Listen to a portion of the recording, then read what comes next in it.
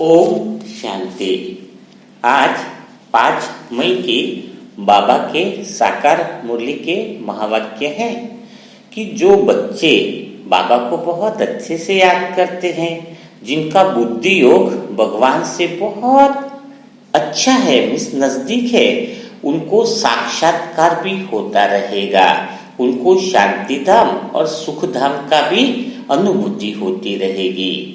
तो आज हम इसी बात पर देखेंगे कि अगर हम बच्चे अच्छे से पढ़ाई भी कर रहे हैं और बुद्धि योग अगर हमारा ठीक है तो बाबा का साक्षात्कार यानी सतयुग का भी साक्षात्कार हमें होने लगे, नई दुनिया का भी साक्षात्कार होने लगे, तो यह कैसे संभव है, आज हम इसी बात पर देखेंगे।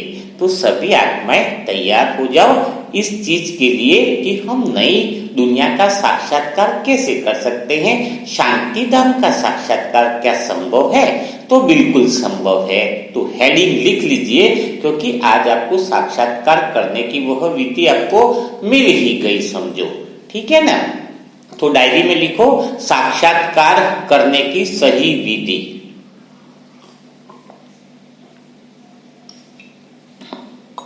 तो हम आगे बढ़ते हैं कि साक्षात्कार कैसे संभव है। आप सभी आत्माएं चाहते हो तो साक्षात्कार यानी नई दुनिया भी कैसी होगी, दादियों को, सबको, कई सारे आत्माओं को हुआ है। वैसे बाबा कहता है कि मुझे तो साक्षात्कार की मतलब आस नहीं रखनी है, लेकिन आस नहीं रखनी है इसका अर्थ बाबा का क्या है कि कई बार मूल्यों में भी कहता है ना, तो इसका अर्थ यही है कि जो आत्माएं बाबा के करीब जाएंगी, जैसे जैसे बुद्धि योग ठीक होगा तो साक्षात्कार स्वतः ही हो जाएगा। आशा नहीं रखनी और स्वतः ही हो जाना, इन बातों में फर्क होता है।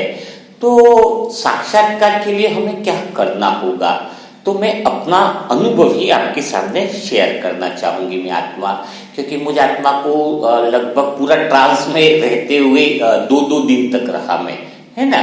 2-2 दिन में सत्य की पूरी दुनिया देखी मुझे आत्मा ने। पूरा 1 घंटे का जो पुष्पक विमान होता है उसमें मुझे बाबा ने घुमाया, यानी टोटल एक बारीक से बारीक चीज भी जो होती है वो बाबा ने दिखाई, और वो भी आधा घंटा 1 घंटा नहीं, लगभग मैं 2 दिन तक अपने हाल में ही नहीं था।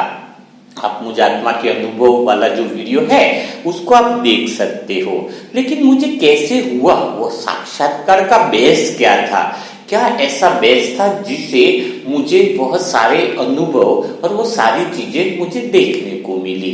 तो अपने स्वयं के अनुभव को ही मैं यहाँ पे बयान कर रही हूँ। अगर उस विधि से आप चल लेते हो तो 100% आपको नई दुनिया सब कुछ देखने को मिलेगा। लेकिन हर लाइन जो है बड़े गहराई से, अटेंशन से आपको सुननी होगी। तो सबसे पहली विधि है जो भगवान से हमें साक्षात्कार करा सकती है, पहली विधि है बाबा से दिल की बात करना, ठीक है ना। कौन सी विधि है? भगवान से दिल की बातें करना। तो मुझे आत्मा का भगवान से दिल की बातें थोड़ी अलग होती थी। मुझे सब कमेंट्रिया ये सब पसंद ही नहीं था। कोई भगवान से बात करने के लिए क्या कमेंट्री की जरूरत है? कोई बोले कि आप लौकिक पिताजी से बात करो, आपको हम कमेंट्री देंगे, वो कमेंट्री थोड़ी होती है अपने पिता से, माँ बाप से या किसी से बात करने के लिए। तो मुझे आत्मा को शुरुआत से ही कमेंट्री शब्द से ही चीड़ थी।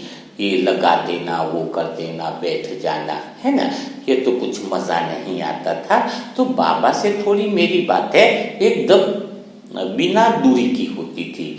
कैसी होती थी कि बाबा तो बहुत चालाक है, तू हमें मुरली के अंदर खाली थोड़ा सा प्रेम दे देता है, मुझे थोड़ा सा प्रेम नहीं चाहिए, मुझे पूर्ण प्रेम चाहिए, तेरे जैसा तेरे अंदर भरा हुआ है उतना सारा प्रेम चाहिए मुझे, एक थोड़ा सा भी कमी नहीं चाहिए। अगर मैं थोड़ा सा प्रेम मांगूंगा तो यह तेरा अपमान होगा, और थोड़ा सा प्रेम मांगूंगा तो हमारा भी अपमान होगा कि हम मांग किससे रहे हैं। जो इतना प्रेम का सागर है उससे क्या हम थोड़े थोड़े प्रेम के भूखे रहेंगे? नहीं, बाबा को कहता था दिल से कि बाबा मुझे तेरे जैसा पूर्ण प्रेम चाहिए। जब मैं बाबा मिलन के अंदर जाता था तो बाबा से कहता था कि मैं तेरी मुरली सुनने नहीं आया हूं, तेरे वाक्य को सुनने नहीं आया हूं, मैं यहां आया हूं तेरे जैसा बनने के लिए। मुझे तू चाहिए, तेरी मुरली नहीं चाहिए। ये मेरे दिल की बात होती थी, क्योंकि मुझे पता है मुरली चलना और मुरली चलाने वाले को पकड़ लेना, दोनों बातों में बड़ा अंतर है। जिस सोर्स से मुरली निकल रही है वो सोर्स ही मेरा हो जाए, वो भगवान तू ही मेरा हो जाए या तू मुझे अपना बना ले। मुझे ये तेरे जो महावाक्य हैं जो थोड़े से छींटे पड़ जाते हैं कि तुम्हारा अच्छा होने वाला है, तुम सुखी होने वाले हो, तुम मस्त रहने वाले हो, नहीं, थोड़ा थोड़ा नहीं चाहिए मुझे चाहिए पूर्ण। तो भगवान से मिलन के समय भी यही बात चलती थी कि परमात्मा मैं तेरे महावाक्य सुनने नहीं, मैं तेरे जैसा बनने के लिए आया हूं। मुझे तू ऐसा बना दे कि मुरली चला सकूं, महावाक्य वो सोर्स अंदर से निकले, वो ज्ञान का सागर जो तू है, मुझे मास्टर ज्ञान का सागर बना दे, तो मुझे आनंद आएगा। भला एक मुरली का महावाक्य, एक दिन की 3 पन्नों की मुरली को लेकर मैं खुश होने वाले बच्चों में से नहीं हूं। रोज मैं सुनूं और थोड़ा सा मुझे मिले, नहीं, बड़ा मजा नहीं आता था। मुझे अंदर से वो रहता था, मुरली सुनते हुए ऐसा एहसास रहता था कि भगवान के अंदर से वो मुरली निकलती है, वो सोच कितना खतरनाक होगा, वो अंदर से पावर कितनी खतरनाक होगी, मुझे वो पावर जैसा ही बनना है।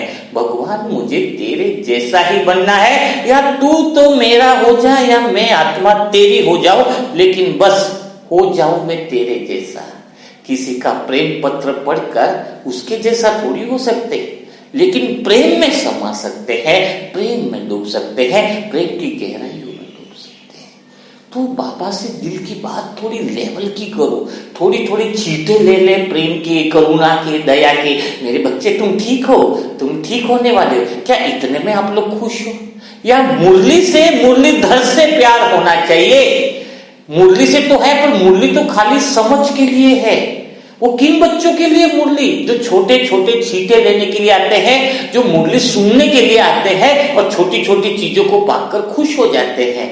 लेकिन बाबा जो मुरली चलाने वाला है, जो मुरली चलाने वाला है, मुझे तेरे से प्यार हो गया है, तेरे जैसा बन जाना है, तू जैसे मुरली चलाता, तेरे अंदर जो ज्ञान है तेरे जैसा, जिसमें चिंता ही नहीं है भगवान को, कितना निश्चिंत है, किसी चीज में आसक्ति ही नहीं है, किसी भी चीज में आसक्ति नहीं, सबसे न्यारा और प्यारा है, उसको फिक्र ही नहीं है कि कल क्या होने वाला है। तो मुझे वह तेरे जैसा बनना है। मैं छोटे में खुश होने वाला नहीं हूं, मैं छोटी मुरलियों में खुश होने वाला नहीं हूं, मुझे तो तेरे जैसा बनना ही है, तेरे जैसा बनना है बस।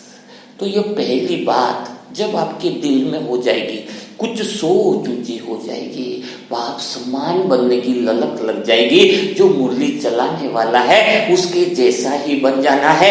नहीं तो जीवन तुम उस उद्देश्य से जाते हो कि बाबा को सुना दे, वो तो सुनाता ही रहेंगे, और जिस दिन ये हो जाए कि बाबा तेरे जैसा बना दे, तेरे जैसा बना दे, तेरे जैसा बना दे, तो सुनने की आवश्यकता ही नहीं बची। सारा सोर्स आपके अंदर से निकलने लग जाता है, सारा सोर्स, पता नहीं चलेगा क्या बोलना है। एक्चुअली ईमानदारी से बताऊं, मुझे आत्मा के लिए कोई क्लासेस के लिए बुलाते, कल भी बहुत बड़ी क्लास की सेशन था, तो कुछ भी सोच के नहीं जाना पड़ता है कि क्या बोलना है।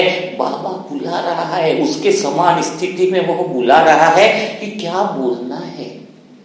कुछ कभी लिखा नहीं कि क्या बोलना है, कभी नोट्स नहीं बनाए, तो वो बाबा का क्या है, एक दिल से कहते कि प्रेम है, उनका आशीर्वाद है, उनकी कृपा है। कब तक मैं शिष्य बना रहा हूं, हे गुरु, कब तक मैं शिष्य बना रहा हूं? तेरे जैसा गुरु ही बना दे, तेरे जैसा लेवल का ही बना दे, तेरे जैसा ही मुझे समझा दे, तेरे जैसी ही मुझे शिक्षा दे दे। मैं बहुत बहुत सहजता का जीवन जियो, मेरे जीवन में इतनी सहजता हो, इतनी निर्मलता हो, इतनी शांति हो कि कोई भी बात मुझे असहज न कर सके, कोई भी बात मुझे अशांत न कर सके, कोई भी ऐसी बात मुझे फिक्र में न ला सके, कोई भी ऐसी बात, ऐसा प्रश्न न हो जिसका उत्तर मैं आत्मा न ढूंढ पाऊं, कोई भी ऐसी समस्या न हो जिसका मैं आत्मा समाधान न कर पाऊं।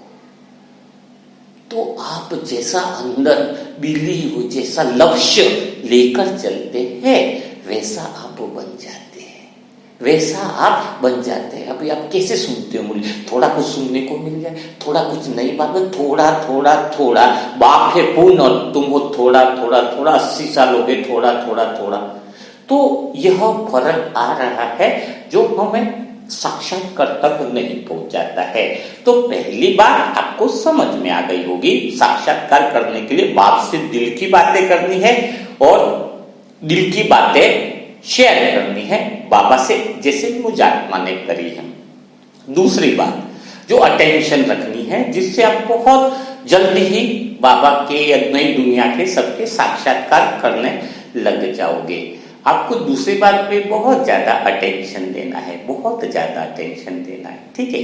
अभी आपके जीवन में क्या चल रहा है ना? अभी आप किस सोच से मुरली सुन रहे हो, इस बात पे निर्भर करेगा कि आपका साक्षात्कार कब आप दुनिया का करने वाले हो। अगर आपकी बात समझ में आ जाए तो आज के दिन ही आप साक्षात्कार कर लोगे नई दुनिया के, क्योंकि ये भगवान के महावाक्य है कि जिसका बुद्धि योग एकदम क्लियर है, समझ जिसकी क्लियर है, उसका साक्षात्कार हो जाएगा, क्योंकि वो बाबा के नजदीक है, संगम युग में हर चीज के नजदीक है, तो उसको साक्षात्कार तो होना ही है। तो कौन सी ऐसी बात है जो हमें बदलाव लानी है, तो वह अभी इस समय आप चेक करोगे। डायरी में लिख लीजिए कि इस समय मुरली सुनने का तरीका क्या है, जो बातें आपके कानों पर पड़ी हुई है। आप गणेश हो ना, गणेश का उदाहरण क्या है? बड़े बड़े कान, बड़े बड़े कान इसलिए दिए कि आप कान खोल करके अच्छी तरह से श्रवण कर सको, अच्छी तरीके से बातों को समझ सको। तो किस हिसाब से मुरली सुन रहे हो? मैं आत्मा आपको 4 ऑप्शन देती हूँ। पहला तो वो लोग होंगे जो इस हिसाब से मुरली सुन रहे होंगे कि इससे आने वाले समय में मैं फरिश्ता बनने वाली हूँ, ठीक है। दूसरा ऑप्शन इसलिए सुन रहे होंगे, इस मुरली से मेरे जीवन की सारी समस्याएं खत्म होने वाली है, ठीक है। तीसरी बात, तीसरा मुरली इसलिए सुन रहे होंगे कि मेरे जीवन में जो रिश्ते, समस्याएं, धन, प्रॉब्लम जो भी चल रही है, वह सारी मुरली सुनने से, भगवान का साथ मिलने से सारी समस्याएं, सारे विघ्न खत्म होने वाले हैं। तो ये हो गए 3 तरीके के लोग। और एक चौथी तरह के जो लोग हैं, वो इसलिए मुरली सुन रहे हैं ताकि वह बाप समान ही बन जाए। तो जो ऊपर वाले जो 3 लोग सुन रहे हैं कि हम ऐसा पुरुषार्थी बन जाए, हमारे जीवन में समस्या खत्म हो जाए, हमारे जीवन में ये हो जाए, वो तीनों तरह के जो आत्माएं हैं उनको मिलेगा, सब कुछ मिलेगा, नहीं मिलेगा ऐसा नहीं है, लेकिन वह कभी भी संपूर्ण रीति से खुश नहीं हो पाएंगे, सदा टेंशन में ही रहने वाले हो। 3 तरह से जो मुरली सुन रहे हो, मेरे ये ठीक हो जाए, मेरे वो ठीक हो जाए, मेरे वो ठीक हो जाए, चिंता न करो, आपको वो तीनों बातों का हल भी अभी इसी समय आपको मिलने वाला है। तो अपने दिल से पूछो, क्या आप वो जो तीनों बातें आपकी जीवन में चल रही है इस समय, और इस समय ही नहीं चल रही है, अगर देखा जाए तो पूरे दिन ही आपका यह बातें चलती रहती है। एक दिन आएगा जब मैं संपूर्ण बन जाऊंगी, एक दिन आएगा जब मेरे जीवन के विघ्न खत्म हो जाएंगे।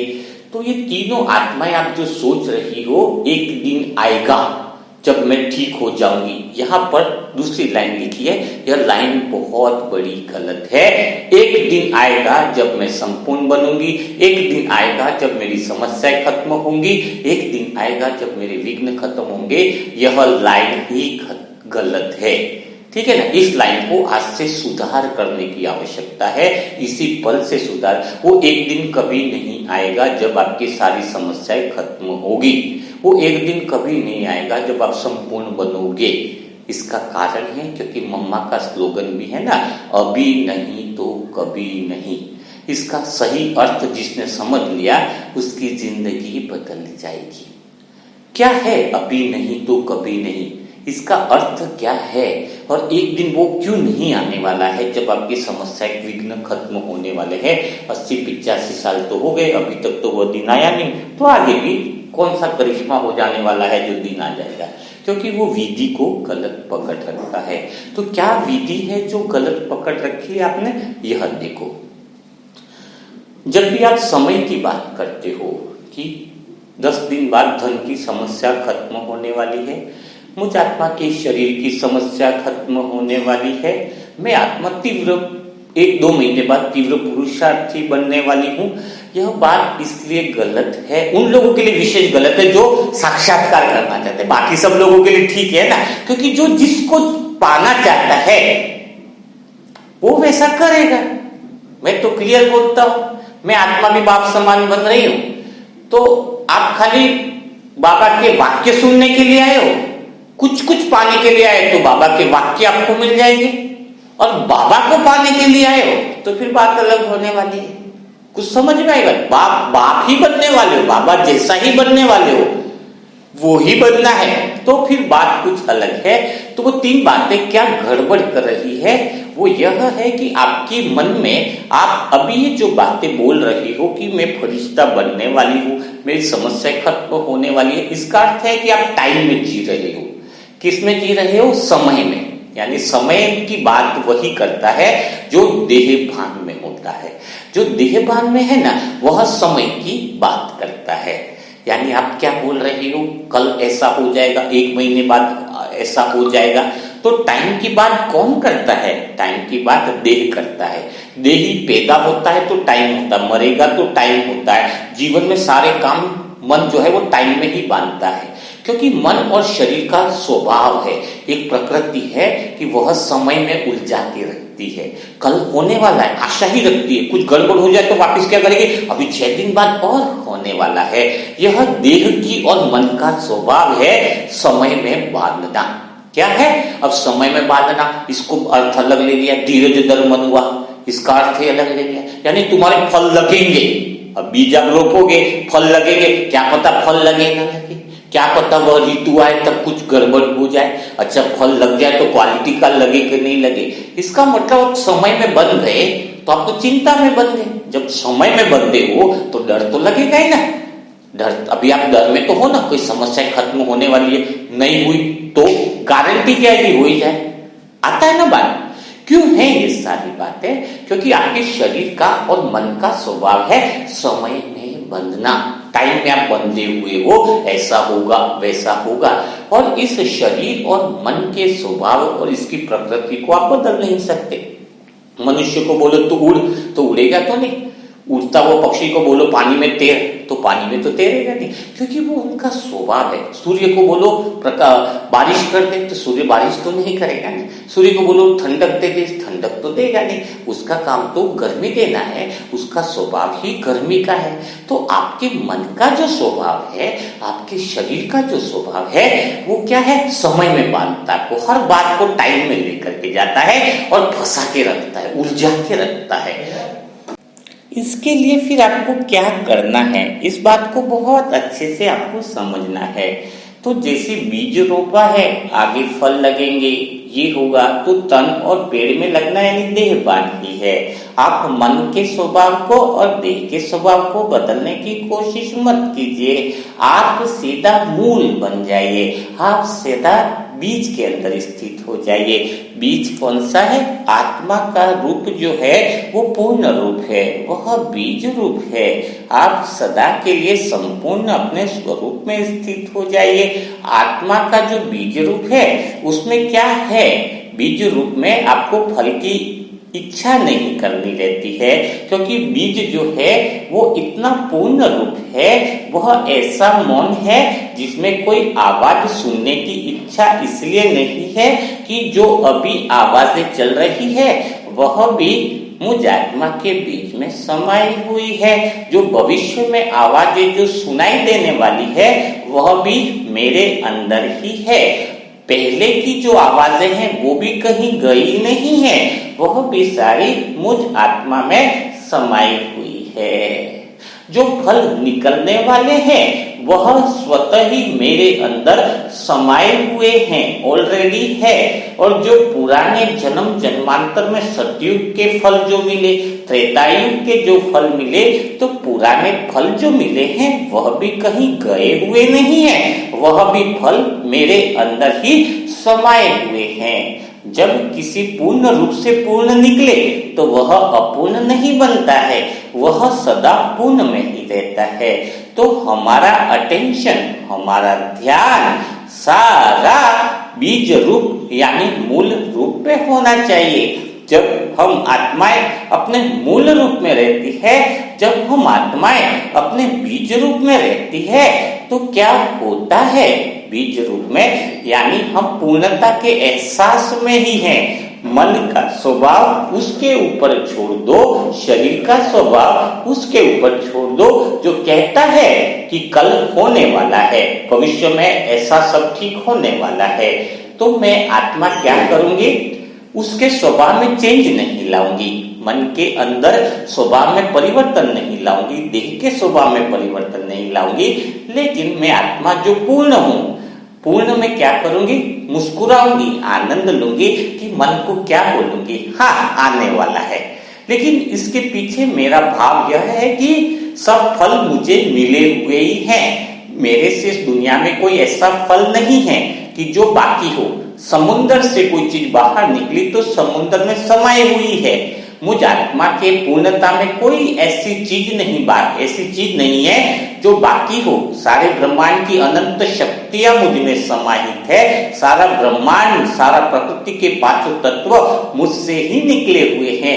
मैं सारे फल का क्या है, सारे फल की प्राप्ति स्वरूप संपूर्ण पूर्ण रूप हूं।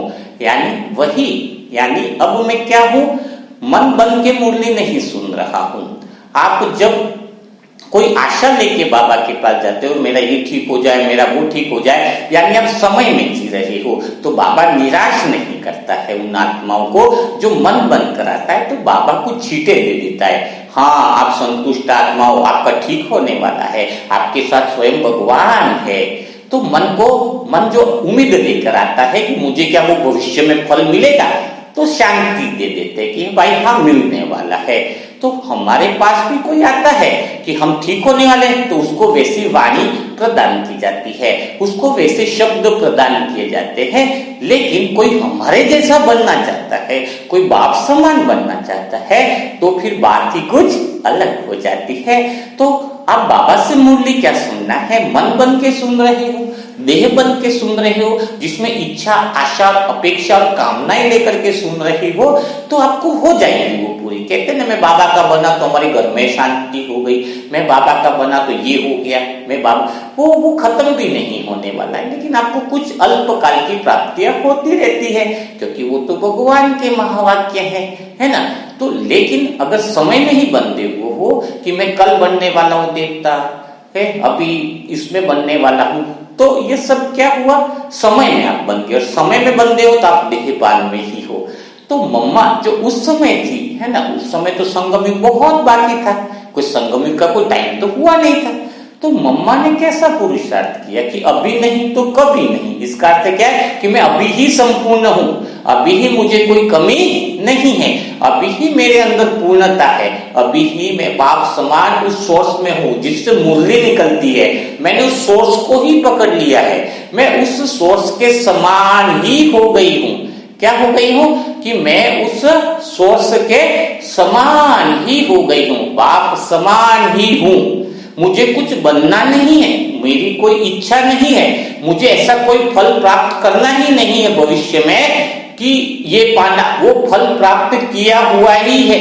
और जो पहले प्राप्त किया है मैंने, वो कहीं गया हुआ ही नहीं है। पहले भी मम्मा बनी थी फर्स्ट नंबर की, तो उनको क्या था कि मैं पहले भी बनी हुई थी, पुराने फल भी कहीं नहीं गए हैं, और आने वाले समय में जो फल मिलने वाले हैं वो भी मैं अभी से देख रही हूं, मेरे अंदर वो फल समाये हुए हैं।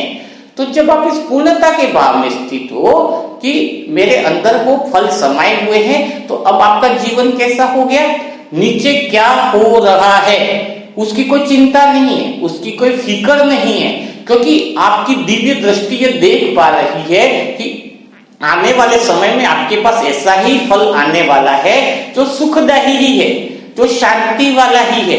समय का उसमें कोई लिमिट नहीं है। बीच में समय है तो मन को कहते हैं धीरज धर मनुआ, वो मन के लिए कहा गया है, आत्मा के लिए नहीं कहा गया है, मन को बहलाने के लिए कहा गया है। तो हमें पहले से ही पता है कि फल आने वाला ही है, हमें पता है कि आगे बहुत सारे फल लगने वाले हैं और वो लगे हुए वो नए नहीं आने वाले, हमारे अंदर से ही वो फल निकलने वाले हैं, हमें उस फल का पता है।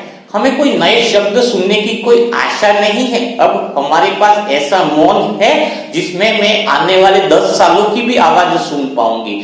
आने वाले अंत समय में क्या क्या होने वाला है वो आवाजें मैं अभी ही इस समय मौन में सुन पा रही हूँ। वो दुख, वो पीड़ा है, वो चित्कार भी मैं उन आत्माओं की अभी से सुन पा रही हूँ, है ना। वो सारी स्थिति पूर्ण रूप में संभव है जब आप पूर्ण रूप में हो। आप बीज बनने का प्रयास करते हो, आप फल का नहीं, उसमें फल की इच्छा ही नहीं है। फल पाया हुआ ही है तो इच्छा किस बात की? फल पाने की इच्छा, ये सारी बातें तो मन के स्वभाव में है, शरीर के स्वभाव में है। तो हमें मन का और शरीर का स्वभाव चेंज नहीं करना है। लेकिन अब मन कैसे काम कर रहा है? मन को एक एनर्जी पीछे से मिल गई है कि फल तो मिला हुआ ही है। अब बिना टेंशन के मन बेफिक्र होके काम कर रहा है। उसको एक भविष्य का पता चल गया है। हम आत्मा ने उसको रियलाइजेशन करवा दिया है कि सब कुछ होना ही है, हुआ ही पड़ा है ना। तो आपको बाप समान बनने का पुरुषार्थ नहीं करना। बाप समान बने हुए हो। पुरुषार्थ करोगे तो देहभान ही है, कोशिश करोगे तो देहभान ही है।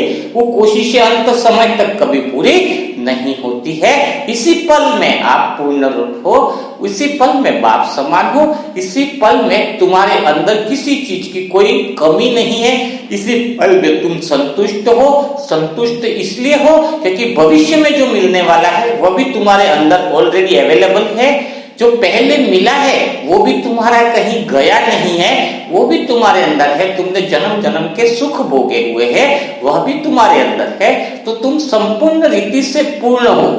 जब तुम पूर्णता को प्राप्त करते हो, जब तुम पूर्णता का अनुभव करते हो, तो आपके अंदर से निकलने वाले शब्द भी पूर्ण ज्ञान युक्त होंगे। और ज्ञानी आत्मा का लक्षण ही यह है कि वह पूर्णता के अनुभव में सदा रहता है, सदा पूर्ण अवस्था में रहता है।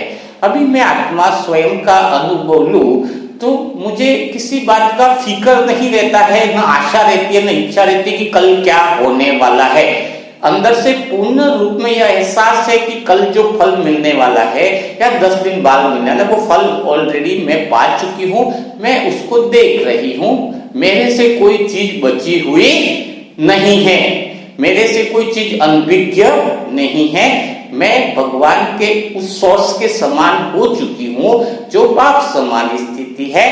मुरली मंथन करना है, ज्ञान सुनाना है, समझाना है, तो इस आशा से समझाती हूँ कि किसको कोई मन बन के सुन रहा है, उसको तो बोल नहीं सकते ना कि तू बाप समान ही बन जा। उसको तो अभी की समस्या है, तो मन को शक्ति देनी पड़ती है कि भाई तू फिक्र मत कर, तेरा सब कुछ ठीक होने वाला है। और हम आत्माओं को क्या पता रहता है अंदर से कि उसका हो ही चुका है। हम क्या कहते हैं, किसी को कोई बीमार वाला भी आता है तो उसके लिए सांत्वना देते हैं कि तू ठीक होने वाला है, फिक्र मत कर। और यहां से वो फल पहले से निकल जाता है कि तू ठीक हो चुका है। उसको नहीं बोल सकते कि तू ठीक हो चुका है, उसको तुरंत एक्सेप्ट नहीं करेगा, क्योंकि तुरंत ठीक हो चुका है अगर वो मान ले तो वो आत्मिक स्थिति में आ जाएगा। वो बिल्कुल थोड़ा करीब 90% तक ले आते हैं उसको, है ना। लेकिन पूर्ण रूप में आ ही नहीं सकता क्योंकि वो देह भान में है ना। वो विश्वास 100% कर ही नहीं सकता है क्योंकि उसको तो समय में रहने की आदत है। वो कितना भी बोलो तो क्या बोलेगा, तो ठीक हो, मैं कब तक ठीक होने वाला हूँ, मेरे को समय तो बता दीजिए। मैंने कहा वाह रे वाह, तो वापिस देह भान में ही है और मन में ही है। तो उस समय फिर हम उसको ताकत देते हैं। तो ताकत देते हैं, इसका अर्थ क्या हुआ कि आप भी बाबा के पास सिर्फ ताकत लेने ही जाते हो या ताकत बनने जाते हो? बाबा से प्रेम लेने जाते हो या प्रेम स्वरूप बनने जाते हो? बाबा से विश्वास वाणी लेने जाते हो कि कल मेरा अच्छा होने वाला है, या खुद विश्वास बन जाते हो कि अच्छा हो चुका है? भगवान कितना निश्चिंत रहता है, कभी टेंशन थोड़ी लेता है कि सत्युग आएगा कि नहीं आएगा, कल क्या होने वाला है। बेफिक्र होकर के मुरली चलाता है क्योंकि उसको पता है, उसके अंदर समाया हुआ है कि आगे क्या फल आने वाले हैं, वो उससे ही तो निकलने वाले हैं। जो पिछले टाइम सालों से कई जन्मों से जो फल मिले वो भी भगवान के पास समाये हुए, जो मिलने वाला है वो भी समाया हुआ है। और जब ऐसा बाप अपनी फिक्र करता है, आप बच्चों से बहुत प्यार करता है। एक हॉस्पिटल में किसी बच्चे का जन्म होता है पैदा से, तो उसके माँ बाप उसका कितना ख्याल रखते हैं, उसको कब भूख लगी, कब प्यास लगी, उसके दिल में क्या चल रहा है, सब कुछ फिक्र वो परमात्मा करता है। तो वो माँ बाप करता, तो हमारा माँ बाप कौन है भी? परमात्मा है। वो आपकी इतनी चिंता करता है, आपकी इतनी फिक्र करता है, लेकिन क्या दिक्कत क्या है? आप लोग थोड़ी चीजें मानते हो, देहभान में समय में बंद करके भगवान से चिल्लाहट करते हो, भगवान ये रिश्ते ठीक कर दो, भगवान ये मेरा समस्या कब खत्म होने वाला है। हमेशा टाइम की बात करते हो, देहभान की बात करते हो। कभी ये नहीं कहता कि हे भगवान मुझे तेरे जैसा ही बना दो ना, जिससे सारी झंझटें से मुक्ति मिल जाए। क्योंकि जिस झंझटों को तुम पाल के बैठे वो झंझटें कभी खत्म नहीं होने वाली है। कुछ समझ में आए? लेकिन भगवान की आशा रखता है कि कभी तो मैं इतना सुनाता हूं, तो कभी तो तुम्हारा अंतर्मन जागे, कभी तो तुम्हारा दिल जागे, जो तुम बाप समान बन सको। तो यह सारी जो बातें हैं वो बहुत ज्यादा इंपॉर्टेंट है। तो आज आपको समझ में आ गया होगा कि अगर आप पूर्ण रूप में स्थित रहते हो तो सारे साक्षात्कार आपके अंदर समाये हुए ही हैं। सारी चीजें तुमने देख ही रखी है। उस पूर्ण रूप की स्थिति में एक दिन भी बिता लेते हो तो तुम्हें सारी भविष्य की दुनिया सामने दिखाई देने लगेगी। वो कनेक्शन बुद्धि योग का भगवान के साथ होने का अर्थ है बाप समान स्थिति ही है, उसके जैसा बन ही गए हैं। तो भगवान की मुरली से ज्यादा भगवान में इंटरेस्ट पैदा हो जाएगा। पहले तो मुरली में इंटरेस्ट हुआ, तो मुरली माध्यम बनी पुल भगवान के जैसा बनने का, क्योंकि मुरली को देखकर ही तो हमें इंटरेस्ट हुआ कि इतने अच्छे महावाक्य, इतनी बढ़िया लाइनें, तो इतनी डेली छोटी छोटी लाइनें क्या सुने, ये लाइनें निकल कहां से रही है, इतनी मुरली निकलने का सोर्स कहां है। तो भगवान को सीधा क्या बोला, भगवान मुझे वो सोर्स ही बना दे, तेरे जैसा ही बना दे। कल शरीर छूट जाए मुझे आत्मा का तो कहां मैं मुरली सुन पाऊंगा। अगर तेरे जैसा ही सोर्स बन गया तो अंदर से ही वो ज्ञान रतन निकलेंगे। आज बताओ तुम्हें मुरली से प्यार है, मुरली सुनते रहना है, आज शरीर छूटे तो कल सुबह तुम्हें कहां से मुरली मिलेगी? जी बच्चे बनोगे, बहुत टाइम लगेगा है, तो कितनी अंदर से एक पीड़ा महसूस होती है। मुझे यही लगता था कि शरीर छूटेगा तो कल मुरली कैसे सुन पाऊंगा। तो क्यों नहीं, अभी तक जितनी मुरलियां सुनी है वो सोर्स मुझे मिल जाए, वो सोर्स में बन जाऊं, तो फिर सारी मुरलियों का ज्ञान का जो सार है वो मुझे आत्मा के अंदर ही आ जाएगा। मैं आत्मा बाप समान हूँ, बाप समान ही हूँ, मैं पूर्ण हूँ, मुझे कोई आशा नहीं, कोई इच्छा नहीं, मैं न समय में नहीं बंधी हूँ, मुझे कल कुछ बनना नहीं है, न मैं पहले कल कुछ थी, मैं पॉइंट ऑफ लाइफ हूँ और मैं पूर्ण हूँ, है ना। तो इसी का अभ्यास आप करोगे तो आप त्रिकालदर्शी बन जाओगे, तीनों कालों के दर्शन आपको होने लगेंगे। और नीचे जो मन शरीर के साथ मिलके जो भी कर्म चल रहा है उसमें आप निश्चिंत रहोगे कि बढ़िया होने वाला है।